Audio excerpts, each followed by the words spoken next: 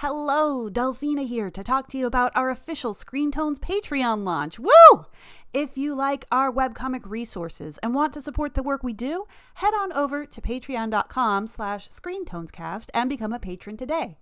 All support helps us cover the cost of the resources needed for the projects we create and gets more webcomics help out there to the masses.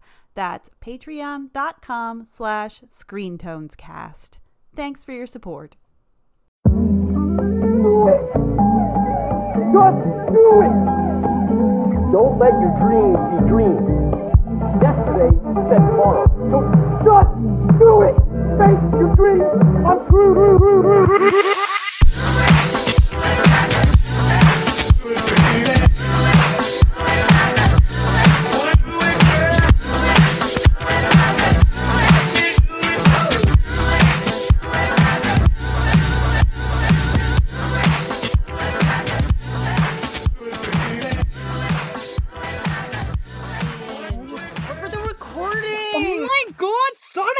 Hello and welcome to Screen Tones, where we talk anything and everything webcomics. Today, we're going to be talking about how to stay motivated and to stay on a single comic idea.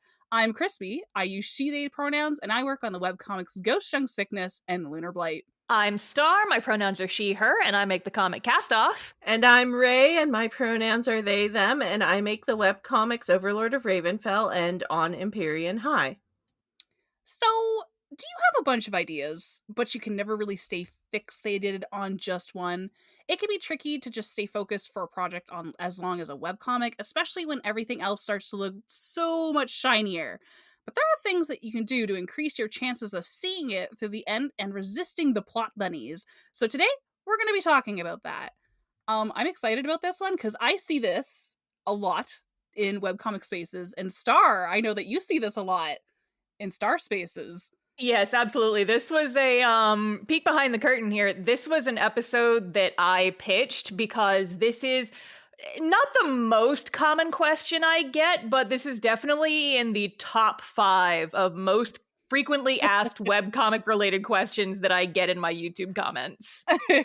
And you know, this is interesting because I feel like I've been there. I think we've all been there, and we're going to talk about strategies to kind of keep on the one project at a time kind of thing and what to do with it. But, I see it as I used to do that when I started out with something like webcomics, and I had a billion ideas, and you're just I'm inspired by this. I'm going to inspired by that. I'm gonna have Ninja Turtles, and I'm gonna have werewolves, and I'm gonna have magical unicorns, and it's just all the ideas, and so it is hard to stay on one. So let's freaking dive in. So I'm gonna ask you, Star, personally, have you ever dealt with exciting other comic ideas besides your main project? And tell us a bit about them and whether or not you were able to resist the siren songs. So this is actually a very funny question for me because Cast-Off was my side project for a while God. that I eventually dumped my first webcomic to work on instead. Oh my God. You know what? Valid. Yeah. So that's why I feel like I'm terrible. This is why I wanted to pitch this as a podcast episode, because I do not feel like I am good for answering this question. No, whenever people ask, I'm like, no, listen, I broke up with my main girlfriend to hang out with my side hoe, and that side hoe is now my career. So okay, so you broke up with your main how did that happen? Tell us what's going on. Okay, so here's basically what happened is that I started my first webcomic sci because I was bored. Oh. I had my very first attempt at a longer webcomic that actually stuck the landing and lasted longer than 6 pages was a I guess you could call it an urban fantasy comic called Sci. It was kind of sort of basically like Harry Potter, but it's not a boarding school. It's like the YMCA and all the kids are psychic instead of wizards. I don't know. Mm-hmm. That's just what I was into at the time. And I had the ideas for a couple months leading up to it. And I was just kind of, playing around. And after I graduated high school, I'm like, it's summer break and I'm bored. I'm going to start a webcomic. And so I was just kind of at that point just doing it because it was fun. I didn't have that many readers. I was just like, I like comics. But I started having ideas for cast off around 6 months into Psy. But the reason that I didn't drop Psy immediately and work on cast off was because I was still kind of like developing cast off in the back of my head. And so that one just kind of like bubbled and percolated, and I went through a couple of false starts. Before what ended up happening was I got to a point in Psy. I'm working on Psy during all of this and like kind of just brainstorming about cast off in the background. He got to a point where I was just not happy with Psy anymore. And I was just like, yeah, I think I'm done with you. There's a whole story there. It was mostly just that I had to take a really long hiatus to work on school stuff. And I came back to it. I'm like, oh, I don't like this anymore. This is kind of bad. Yeah. And so after I shelved that one, I turned slightly to the left and looked at cast off and was like, yep, let's do this then. And it was funny because I was talking about this before we started recording, that cast off was always intended on being like kind of, a fantasy comic. And so what ended up happening was that I would come up with ideas for like all these cool characters and all these cool plot points and all this fun world building stuff. And it just categorically did not fit into Psy because Psy was like a very low fantasy, urban fantasy story. And so anytime I had an idea that did not work in Psy, I just shoved it into the bucket labeled cast off, and I was like, I'll deal with that later. And so what ended up happening was that cast off was just the junk drawer where I kept like all of my weird side ideas. And so it's my most self-indulgent story where it's like, I don't need to do anything else, and I have no want to do anything else because I've made everything that I want to do into one story. I put it all into one bucket. Is that great for scope creep? No. Am I having fun? Absolutely. And like, fun is like really important when it's a huge friggin' project like, webcomics, because I think the thing that I always like to say to folks is that, it will take at least 7 to 10 years to tell the story. That's the commitment that you're going to get into when you do something like webcomics and beyond. Like, it doesn't stop at 10 years. Like, beyond. Just only 10 years. Just hit the decade. Only halfway through. Shakes your damn hand. Good luck. But it's like, that's when it either hits the ground running, or but that's like, regardless, like that's the amount of time you're going to be spending. You're going to be spending a lot. So it needs to be something fun. So I don't know. I mean, enjoy it. Have those, ideas in there. 1,000%, 100%, 1,000,000%. Those were not in order. It's fine. Maybe a potential idea is that I know for me, I'm a big outliner. I like to have like, a general plot outline and a lot of stuff worked out. I feel like there's no harm in, having a pot to boil, like coming to a boil on the back burner. I don't think there's any harm in that. I mean, I'm kind of always thinking is like, I've got my main project and I've got my back burner pots that are slowly coming to a boil. And I feel like if you've got all these fun ideas that you're coming up with, just drop them in that back burner pot for a little bit. It's fun to, you can think about them. You can like, draw those blorbos. I don't think there's any harm in that.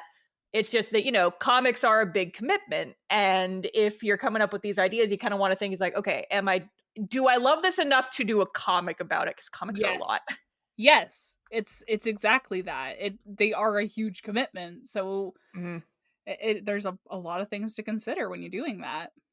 I think it's worth like letting them stew for a little while. It's good to be impulsive, but it's not good to be like so excessively compulsive it's ruining your workflow, Yeah. And like coming up with like an amalgamation of like just things and not like a solid form that doesn't frustrate readers too. Like, there is a balance, and it's hard. Absolutely. It is so hard. All right, Ray, target acquired. I'm going after you next. So I want you to tell me about your comic ideas that happened while you were doing your main comic, and how we were able to resist the siren song or how you worked through it. Let's talk about resisting. So my first comic was was like sort of a futuristic fantasy type comic called Avalon with vampires and all that stuff. And it was based off an RP. And I did resist a lot of the ideas that I had for like other ideas, mostly because, vampires were cooler. Hell yeah. However, I will say the RP group it was based off of kind of exploded and lost a lot of those friends, and I'm like, oh, well, I kind of lost motivation for that. So that's when I sort of segued into different projects like Overlord of Ravenfell, which that I ended up becoming a back burner project for On Empyrean High. I'm seeing so many. I'm still working on Overlord of Ravenfell, but it did become back burner partially because I lost a lot of the files, and that kind of killed my momentum on that. Yeah. It's amazing what a computer crash can do sometimes. 100%. So I've been working on redrawing a lot of the like pages that I lost, and that takes a lot of time because my standards are also higher because I did a lot of those pages back when I was in college at full-time and working full-time. So sometimes I look at it, I'm like, what is that? But the problem is now on Empyrean High, I'm realizing I really love the idea, but I actually don't like working on it that much. Interesting. What makes you not want to work on it that much? I think I really like reading the kinds of stories that it is as opposed to making them. That's fair. And highly relatable. Yes, and sometimes that's something that you really just have to kind of find out for yourself, by doing it and going, I'm not vibing with this. So I am actually working on characters that I had from way back when and possibly creating a new story. But these characters are some of my first OCs, so I have been with them a lot longer than a lot of the other ones, so I'm really certain that I can make something sustainable out of it. And doing like Star did and tossing a little bit of everything that I enjoy into the pot and letting it percolate. Webcomic stew pot. Webcomic stew pot. Webcomic stew pot. Or just letting it rotate on the hot dog roller. However you wanna. Oh my god! Is this like a webcomic barbecue, like a buffet? Like we've got webcomic hot dogs. We got soups. That's it. That's it. Welcome to our barbecue. Take it or leave it. We can also have like the soft drink fountain because you can press two different kinds of soft drinks at the like two different webcomics that you're working on. Okay, this is seeming less like a backyard barbecue and more like a fucked up Subway. A Subway where someone stops working on your sandwich and starts working on the hot dog. Oh my god, no, wait, that's the perfect metaphor though, because they always wanted to work on other people's sandwiches. I'm like, you already started mine though. That's my sandwich. And then you just sit there staring at your sandwich and you feel bad for it while they're like putting the meat and the cheese on other people's sandwiches and you're like, is my sandwich not good enough for you? Sometimes it needs to go through the toaster, so they work on the other sandwiches. Oh my god, the toaster is the hot dog rotator. Yeah. It is. This metaphor is getting messy. I like it. I like that we always talk Making about food. web comics is also messy, especially when you have shiny ideas that are right over there that you can be working on instead. This, you know what this smells like? This smells like a segue into the next question. Oh God, it so does. I love hot dogs too. So Star, I'm coming after you with my sniper rifle. Oh, I shouldn't say that. Yeah, what the heck? I'm coming at you with my hot dog spinner, my tongs, my tongs. Okay, are you slapping them together menacingly like a crab? I am. I'm going to pick you up like a little hot dog. Oh. So tell me, what makes it so hard to stick with a single idea for creators? Like, where is the balance between exploring new creative directions and actually keeping focused on the story? Gonna be honest, ADHD. Oh my God. Listen, That's fair. Listen, I'm undiagnosed, but I'm peer reviewed. All right, everybody knows. You take one look at me, and you're like, "Yep." Oh my God. So with that, like, how are you, like? Tell me about the process of like creating Cast Off and being like, okay, I'm sticking with this, or do you feel like you're like, okay, I'm doing Cast Off, but I do see something shiny, and then I'm okay. So honestly, this is very easy for me to answer because I am 100% literally in the middle of this right now. Oh my God. Because I got really into a fun little indie game that no one knows about. It's called Dungeons and Dragons. Oh, what's that about? I've never heard that. Yeah, I know. It's like super obscure. You've probably never heard of it. Pushes open glasses like a hipster. Anyway, so it's my first experience, you know, kind of like Ray was talking about, like doing role play and stuff like that. And I am the type of person, I just get really into my DIY blorbos, like so much. And I'll like make playlists for them, and I will sit and I will think about their stories, and I will think about like hypothetical events that might happen in the future. And what happens is that they eventually grow beyond what a D&D campaign can contain. And I'm like, I want to do something with these guys. I want to like do something with them. And so that is actually what I am working on right now, is that I've just got so many of these little blorbos, and them just existing in my brain and during tabletop campaigns is not enough for me. I'm like, I have to do something with these guys. I have to do something with them. However, my problem right now is that I am very committed to Cast Off. We are happily married for 10 years. And I can't just break up with her to go chasing down my Dungeons and Dragons blorbos. Because if I tried to make more than one comic at once, I think I would die. I think I actually would die. So I'm going to do a novel instead. Oh, okay. Yep. I think we've talked about this on a previous episode. But just the idea that it doesn't have to be a comic. Yeah. Doesn't have to be a comic. Comics are a big commitment. And they take a lot of time. And not only do you have to write all that shit, you also have to draw all that shit. And I like writing shit, but I ain't got time to draw all that shit as well. And so I'm just like, what if I just wrote it and then I stopped there? Yeah. So novels. Yeah, I like that. It's a lot faster. It is. Oh, yeah. It is. And like you can do your own little splash images if you're like, I need to actually like exercise this illustration from my brain. Absolutely. I want to do like illustrated novels where it's like kind of like light novels, I guess, where it's like, yeah, you know, maybe you'll get like once a chapter, you'll get like an illustration or like just a little mini comic. I don't know. It's all still very much like soup in the pot right now. It hasn't really started congealing into much yet. I'm working on the outline. It's going to be a while before it actually turns into anything.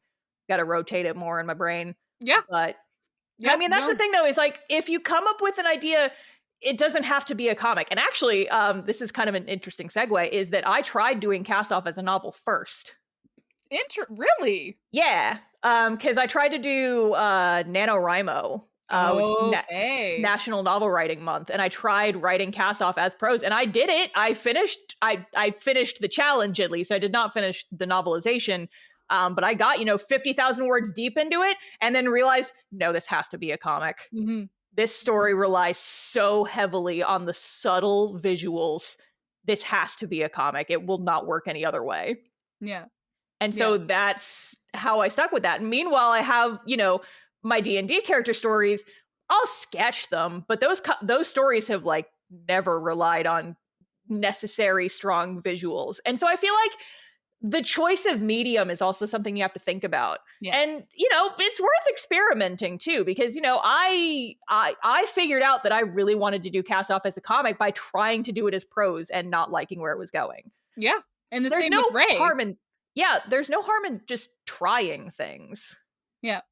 No, 100%. It's like I said, it's the same thing like Ray was mentioning about On Empyrean High. Like, it took doing it to realize, nah, this is not exactly for me, and kind of shelving that idea for something else or enjoying it in other forms. Mm-hmm. That could also be like work as a novel where it wasn't working as a comic for me. Yeah. Like, I still love the idea, I love the characters, but maybe as a comic that's not the way the story needs to be told. Yeah, I think this is like hitting the nail on the head there with like a lot of things, is that it doesn't have to be restricted to a comic for that. When you have so many ideas, like, it's like, does it have to be a comic for that? Mm-hmm. Convincing people otherwise, I guess they do have to just jump in and find out. Mm-hmm. But I often think of like doing I'm seeing a lot of people do visual novels now because they tried comics, and they're like, actually, the way I've imagined the story is actually better for a visual novel. And one of the things that I always think about is what like Ghost Junk Sickness would have been as a RPG Maker game, because I'm like, I always thought of like game elements with it, like a old school style RPG kind of thing. So I don't know, mediums are interesting to think about. Is that why there's like little character sprites on the character page? Yes. Okay, Kermit. That is amazing. For Avalon, I actually did start making an RPG Maker game out of it, and I made the little sprites. What? Yeah, because I had RPG Maker for PlayStation. So I was messing around with that, trying to figure out how to make it into a video game, and I didn't get very far because, I had no idea what I was doing. But I made little sprites for each individual one. I got like into the intro before I'm like, oh, this is taking way too much space on my memory card. Oh my god! Oh, I would love to see that one. Well, I guess it's on PlayStation, so Ugh. I'd love that. That's so fun. An ancient artifact of the forgotten years. RPG Maker PS1. It was PS1, actually. Ah, shit! I love it. Oh my god. They have a new version that recently came out, like a couple years ago, I think. Yeah, and I think Steam was having a sale for it being on for free for a bit too. That's what we're gonna do. We're gonna make video games after this, so stay tuned. I'm going after you with a question now, Ray. What makes it so hard to stick with that single freaking idea for creators, and talk to us about that balance? Okay, so I think it's hard to stick to an idea for a few different reasons. For one, we are not always people of a single interest. We are made up of multiple interests, and they aren't always in the same genre. Like, I love horror, I love fantasy, and I'll even like read pretty much a little bit of anything as long as it catches my interest. So trying to like turn that into one story and not several can be really difficult, even if you have a project that you throw all your spare ideas into.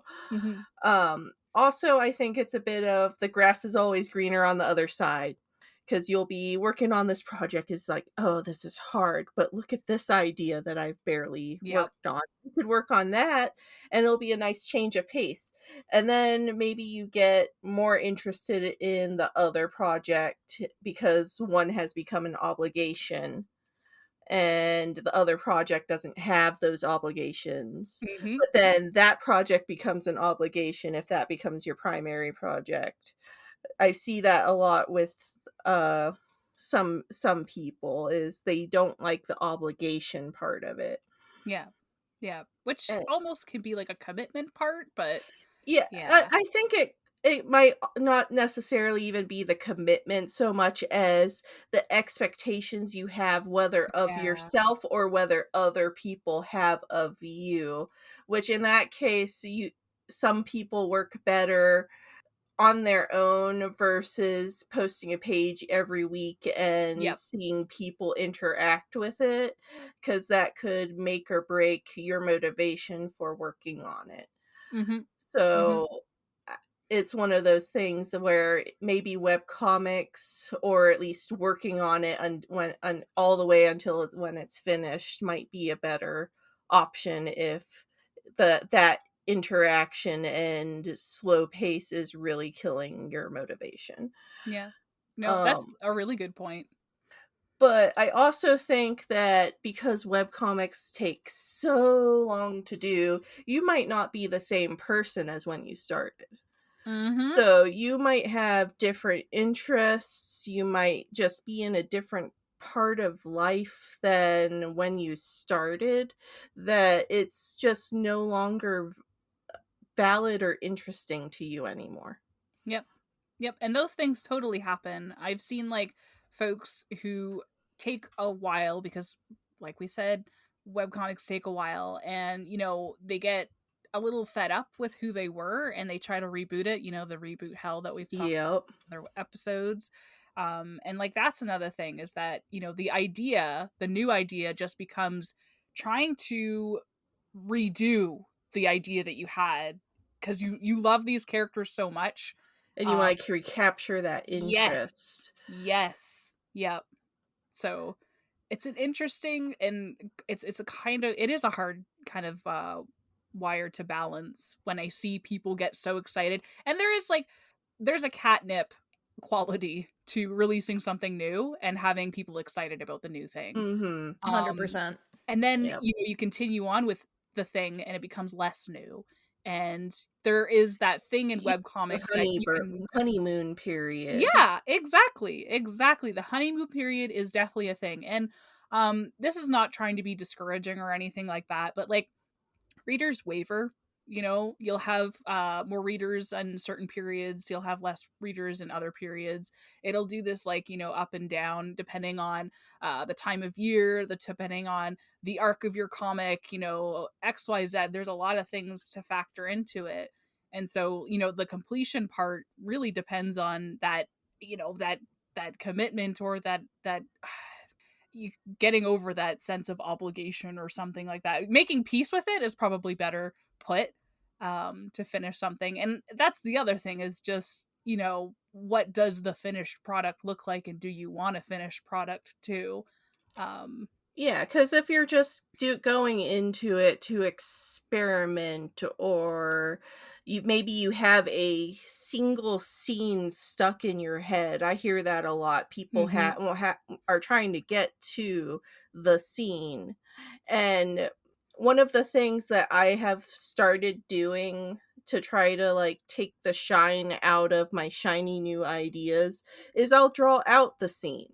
Yeah. And then I'll be like, okay, is there anything else that I want to accomplish with this comic idea now that I have the scene done? And you know what? Sometimes it comes out to be a really cool scene, and I'm satisfied.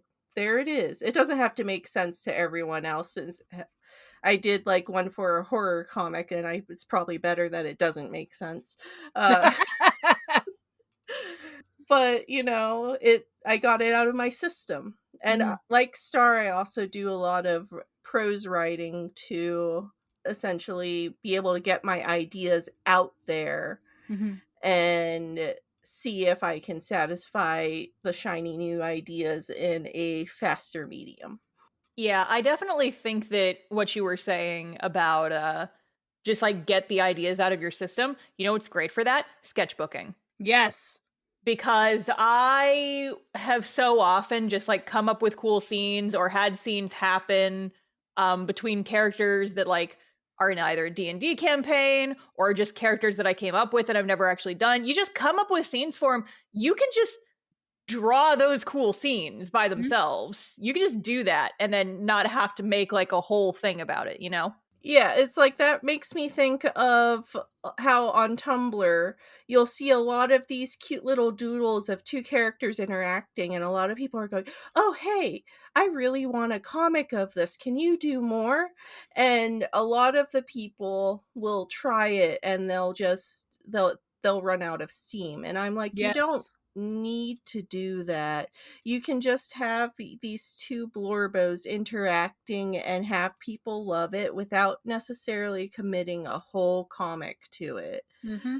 So it's like, just draw your Blorbos interacting, make some interesting like scenes, but you don't necessarily have to commit an entire story to it if you don't think you have the energy to maintain and sustain that. Yeah. Yeah. I think it's like a lot of it is about chasing that high that you get from shiny new ideas. And, sharing is a big part. We're artists. That's what we do. We share our ideas with other people. We want to see the impressions with it. We want to see the reactions and so on and so forth. And, shiny new idea not only is like a breath of fresh air, but you share it with somebody else and they're just like, ooh, like, what is that? Like, tell me more about that. Because, you've been talking about things that you've been doing for, the other years. So yeah, I've definitely been like, oh yeah, well, tell me about your new idea. There is a rush of, excitement that you get when that is something that comes, to the table. But like Ray and Star have been saying, like, it doesn't have to be a comic either. Like, I really love the idea of doing sketchbook stuff. And, when we say sketchbooking, like, I'm saying like a sketchbook in physical form. You're gonna get some crappy pencils, you're gonna get that paper all stickered up, who cares, and you're just gonna draw it. And it doesn't have to be pretty. It just exercise it from your brain and be like, yep, I did it. Blorbo Bleebus and Bimbo Baggins, they're there. Bimbo Baggins? Bimbo Bag. Hello? Ma'am? And they're embracing, and it's like, I did it. I got that out of my system, and I have them, and that's it. Like, you know what I mean? Like, you don't know what you need to do for these shiny new ideas until you kind of act with them, and they don't all have to be an epic. They don't have to be like, well, oh gosh, I just got like a whole new idea about I'm going to continue with this. Bimbo Baggins, and she has to go somewhere, and it's going to be epic. And I have to do a whole illustrated novel about this. But my current story that has YOLO Baggins, like, YOLO Baggins. I I can't just drop Original that character, do not steal. I can't just drop YOLO Baggins because I was like fascinated with Bimbo Baggins' story instead. Like, you can just draw out in a sketchbook Bimbo Baggins adventures. But Crispy, counterpoint. Yeah. I need Bimbo Baggins and YOLO Baggins to I do too. I'm sorry, Crispy. You have to draw this. I need to see this. I will draw I was them. about to say I need them to kiss, but if they both have the same last name, then I don't think that's gonna work out. Maybe I they're need to be like married. adventuring buddies and like do a bunch of dumb shit all around Middle Earth. I want to read this fan fiction. Hey, Crispy, when are you gonna get on that? I'm scared. I can't do this. Hey, Crispy, when are you gonna make that webcomic about it? Hey, Crispy. I'm getting my sketchbook out currently, and Hey, I'm gonna Crispy. draw them. Hey, Crispy. I need these Blorbos on my desk by tomorrow morning, 8 a.m. sharp. Save me from Star. No. The only way to save yourself is to draw me these fan fictions. I'm looking. I have the sniper rifle aimed on you now. Oh my god. Oh, how the turntables. Oh gosh. Oh. You started it. I did. You're I the one absolutely with did. Bimbo Baggins. Like, who is that? I'm gonna draw it. I'm gonna draw Bimbo Baggins and YOLO Baggins. YOLO Frodo? YOLO. I was gonna say YOLO Frodo. Yes.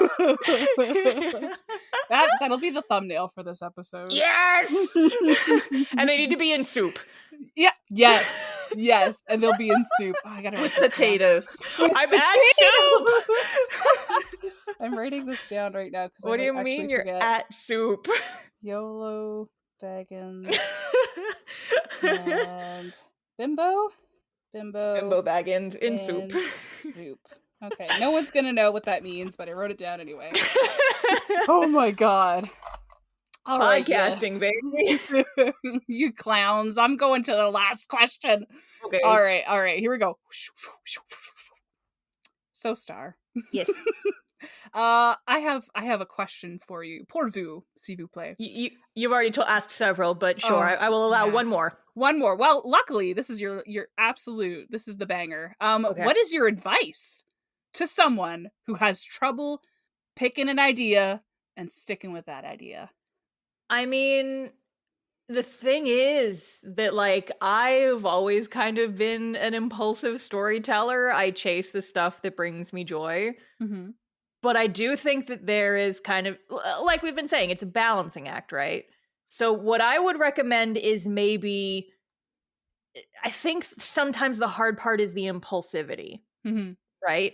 And so I know for me, it's like, I love to have an idea and then put that, like we said, put that idea in the stew pot and just stew on it for a while. Yeah. See what it does. Apply heat, see what it does, make some playlists about it, draw my blorbos in the stew pot, and just kind of see what happens. And I feel like the stew pot is the best place to explore ideas. This is when you're sketchbooking, you're drawing the characters, you're seeing how much you can, do with them. I think a little bit of impulsiveness is good. I think it's fine to chase those ideas.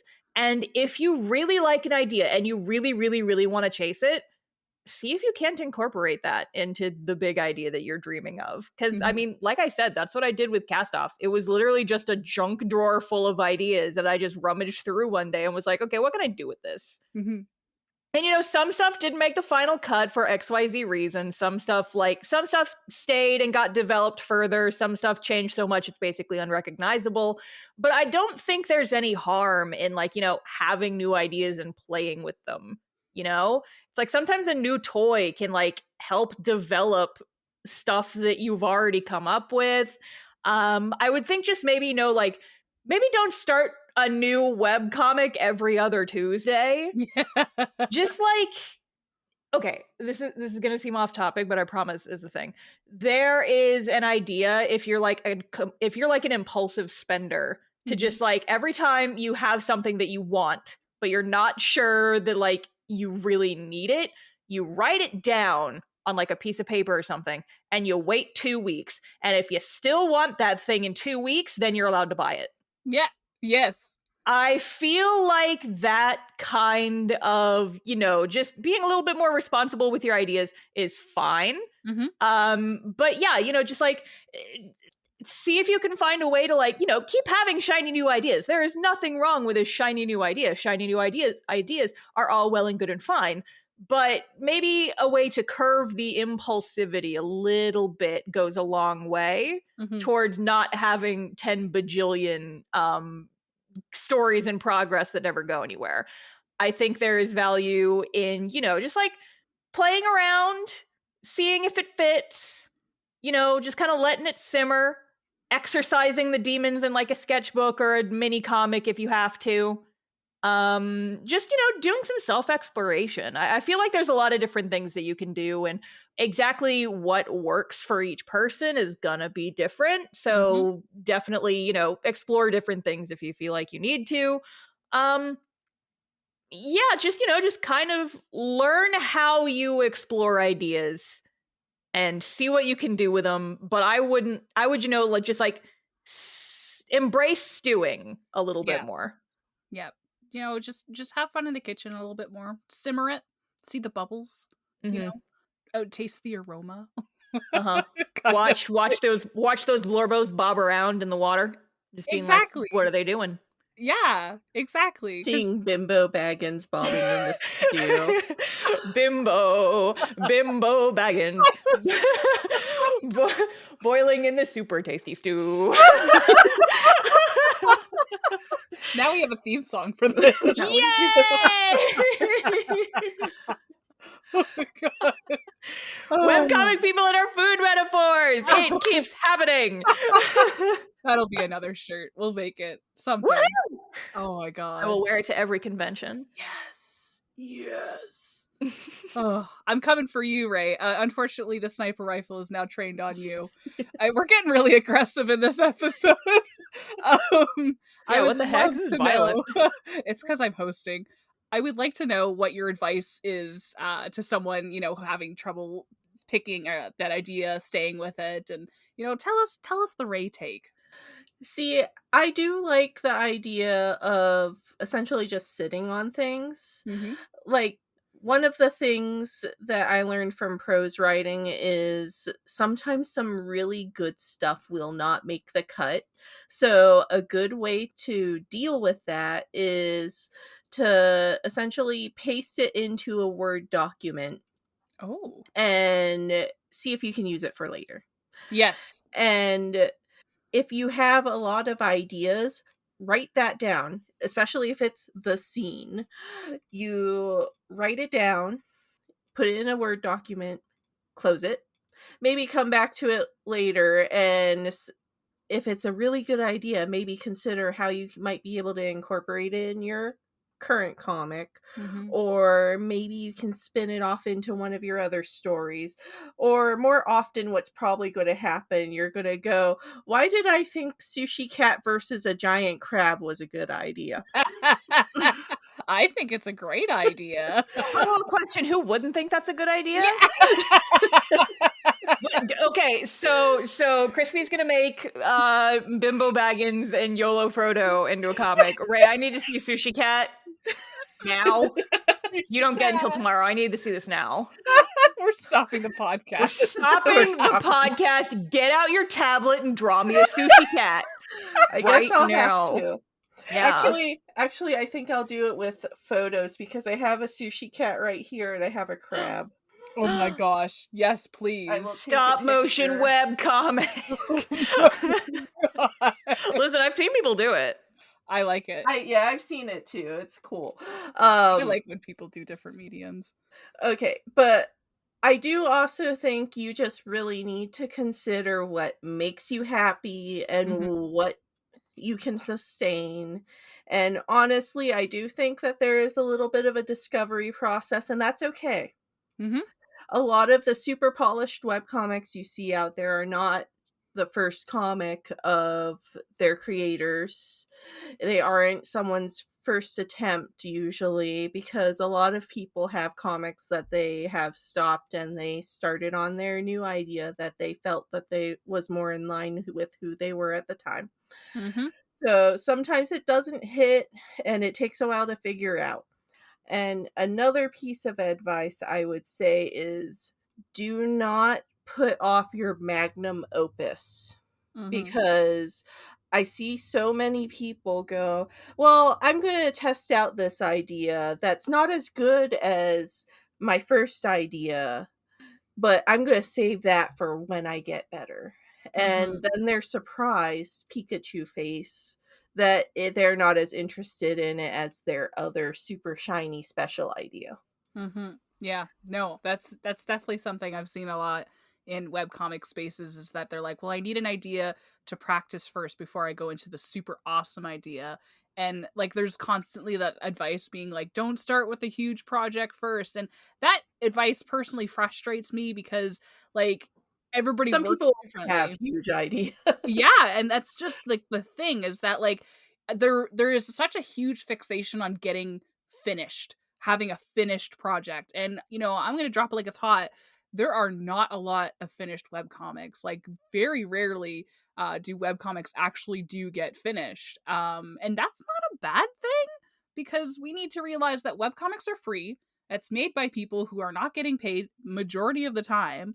And it's usually a medium that you can have fun with and just be indulgent with. Like, this is your truest self.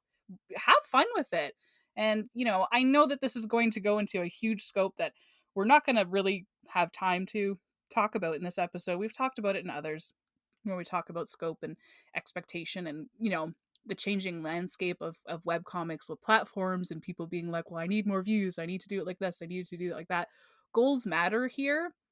But at the end of the day, like Ray said, it has to be about what actually makes you happy. And yeah, if you want Bimbo Baggins with a sushi cat in a pot of soup, turning hot dogs, and that's what makes you happy, like frickin' put that in. Yeah, I just wanted to chime in. Like, we could definitely go on and on. Like, I think that's worth an entire other episode if we haven't done it. It's like advice for starting first comics and whether or not you tackle the magnum opus first. My advice for people is generally kind of along those lines. Is like, hey, if you've never made a webcomic before, starting with something a little bit shorter and simpler might be good, just so you kind of can get used to the workflow, even if it's not something you finish. But when I've given people that advice, a lot of people say it's like, well, I only care about my magnum opus idea. So what do I do? And what I tell people in that instance is just take a scene, just make an isolated scene, make a short story with your blorbos, or just like do a little lore just story about it's like, this is how these two characters met. Do like a bonus story, do stuff like that. Exercise the ideas and get some practice under your belt. I feel if I go on this too much longer, though, we will get away from the scope of the actual episode. Yes. Oh my gosh. Yes. It's a constant conversation in webcomic spheres, and I'll put a bow on it, and just you'll never know the process or how much you enjoy comics if you don't just do comics. And that's just, you're gonna have to mess around, find out, and stuff like that. Mess around and find out. I feel like that's good advice for literally like this entire, I feel like that's a good bow to put on this entire episode. I think so. Sometimes you just got to mess around and find out. It's exactly that. And you're just never going to know if you're going to have fun doing it until you actually just go full hog. Maybe not full hog. Maybe you go like half hog in a sketchbook. Test out an idea. That's true. Yeah, half hog it, see if it works. See if you like hogging it. And maybe, because maybe you go half hog and you're like, actually, I don't know if I like this. And maybe you try to go full hog and you're like, actually, I feel like now I've wasted my time because I actually don't like hogging. Oh, my. Got away from me in the best way possible. It's mine now. I'm taking it away. It's okay. That's gonna go also into the thumbnail. Bimbo Baggins, YOLO Baggins, a soup, a hog, hot dogs. It's gonna be Don't forget the sushi cat. It's Sushi Cat. Oh my god. Listen, they let you take cars and maybe also motorcycles, in parentheses hogs, for test drives before you take them home. Yeah. Do that. Do that with your ideas. Test drive. You know what? I brought it back around to normal. Yeah, test drive the ideas. You're allowed to test drive. Oh my god. Try before you buy. There you go. You can lay on these mattresses. You can roll around. You can for 90 days free with no commitment. Who do we pay after the 90 days? Is it us?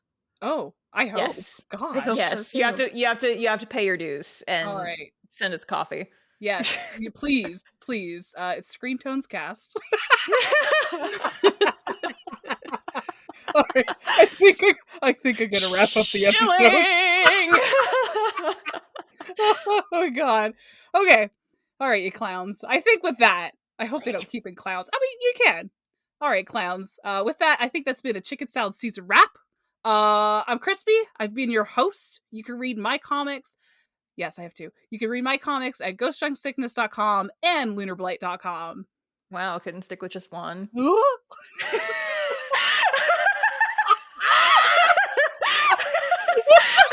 Called out. Damn.